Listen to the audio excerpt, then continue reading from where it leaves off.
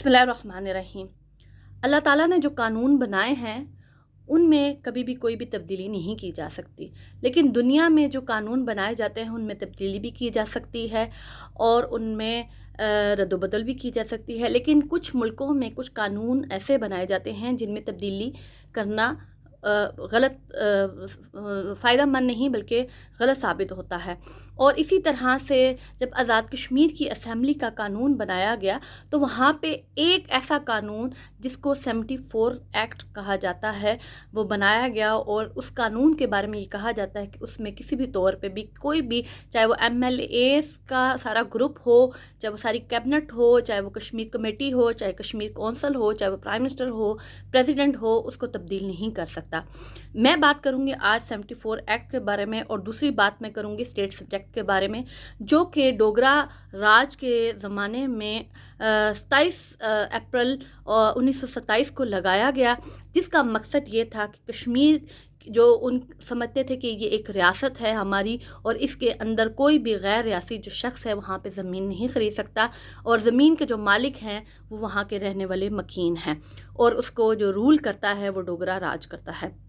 زیادہ دور کی بات نہیں کروں گی، یہ بات 1927 کی ہے۔ آج میں بات کروں گی اسٹیٹ سبجیکٹ اور 74 ایکٹ کے بارے میں۔ جیسا کہ میں نے ابھی آپ کو بتایا کہ جب اسٹیٹ سبجیکٹ لگایا گیا تو جو کہ ابھی بھی برقرار ہے، حالانکہ کشمیر ایک ڈسٹریبیوٹڈ ٹیریٹری ہے اور یہ والا حصہ جو ہے وہ جہاد کے ذریعے حاصل کیا گیا، لیکن پاکستان نے اسٹیٹ سبجیکٹ کو ختم نہیں کیا، اور کشمیر میں آج بھی کوئی بھی غیر ریاستی جو شخص ہے وہاں پہ وہ زمین نہیں خرید سکتا۔ لیکن اسی طرح سے جب 1974 کا جو ایکٹ بنایا گیا اس میں دفاعی لحاظ سے پاکستان جو ہے وہ کشمیر کو پروٹیکٹ کرے گا، یہ کہا گیا۔ اسی طرح اگر دوسری طرف آپ دیکھا جائے تو کشمیر کے لوگوں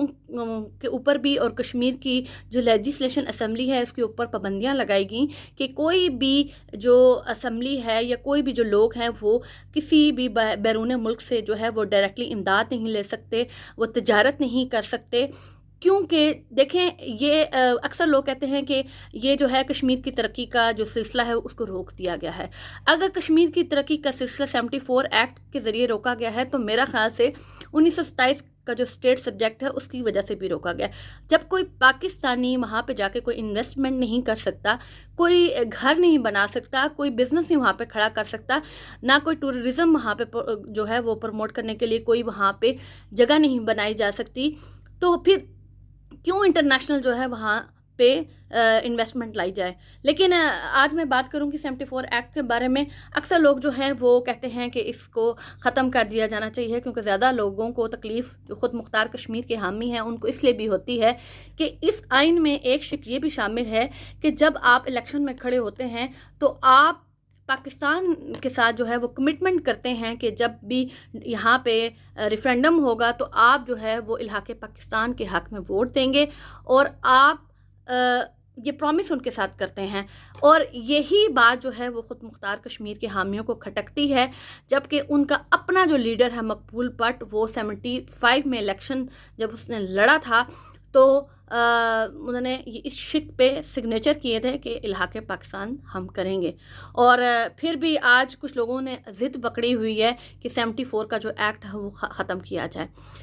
اس ایکٹ کے بارے میں تفصیلاً کچھ اور بھی بتانا چاہتی ہوں کہ ہمارے لوگ یہ سمجھتے ہیں کہ ہم لوگ جو ہے وہ 74 کا ایکٹ ختم کر دینے سے کشمیر کا مسئلہ حل ہو جائے گا، تو میرا خیال سے 74 کا ایکٹ ختم کرنے سے پہلے آپ کو اسٹیٹ سبجیکٹ کا خاتمہ کرنا ہوگا۔ اسٹیٹ سبجیکٹ جو ہے وہ اس وقت کی ضرورت تھی جب ڈوگرے یہاں پہ رہتے تھے۔ ڈوگروں کو لگتا تھا کہ ہم لوگ یہاں پہ اس قانون کو بنا کے اس کے حکمران تو بن کے رہ سکتے ہیں، یہ نہ ہو کہ کل انگریز جو ہیں جن سے ہم نے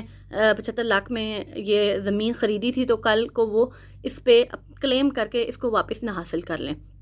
کیونکہ اس کو تو نہیں پتہ تھا کہ ایک نیا ملک پاکستان بنے گا اور یہ ایک ڈسٹریبیوٹڈ ٹیریٹری بن جائے گی، تو شاید وہ یہ اسٹیٹ سبجیکٹ نہ لگاتا۔ لیکن آج جب پاکستان نے 74 کا ایکٹ یہ لگایا ہوا ہے تو کچھ لوگوں کو بڑی تکلیف ہوتی ہے، جبکہ یہ کشمیریوں کے لیے ہی پروٹیکشن ہے، یہ اسٹیٹ سبجیکٹ کی ہی میرا خیال سے ایک شاخ ہے کہ آپ یہاں پہ کوئی بھی جو انٹرنیشنل ملک ہے وہ یہاں پہ اپنی جو انویسٹمنٹ ہے وہ نہیں لا سکتا، کیونکہ یہ ایک ڈسٹریبیوٹڈ ٹیریٹری ہے۔ جب پاکستان کے لوگ یہاں پہ آ کے انویسٹمنٹ نہیں کر سکتے تو پھر پوری دنیا سے انویسٹمنٹ کہاں پہ آئے گی؟ میرا خیال سے سب سے بڑی جو فساد کی جڑ آپ اس کو کہہ سکتے ہیں وہ ہے اسٹیٹ سبجیکٹ، اس کا خاتمہ ہونے کی ضرورت ہے۔ دوسری طرف اگر آپ بات کریں